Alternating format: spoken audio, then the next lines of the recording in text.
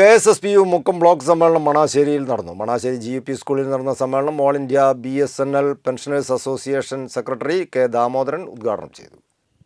Pension പരിഷ്കരണ നടപടികൾ 2024 July 1 പ്രാബല്യത്തോടെ ആരംഭിക്കണമെന്നും 6 ഗഡുക്കളുള്ള ക്ഷാമാശ്വാസ കുടിശ്ശിക ഉടൻ അനുവദിക്കണമെന്നും പങ്കാളിത്ത പെൻഷന് പകരം സ്റ്റാറ്റ്യൂട്ടറി പെൻഷൻ നടപ്പിലാക്കണമെന്നും KSSPU മുക്കം ബ്ലോക്ക് വാർഷിക സമ്മേളനം പ്രമേയത്തിലൂടെ ആവശ്യപ്പെട്ടു. മണാശ്ശേരി GMUP സ്കൂളിലാണ് സമ്മേളനം നടന്നത്. സമ്മേളനം all India BSNL DOT pensioners association secretary K. Damodaran ഉദ്ഘാടനം ചെയ്തു.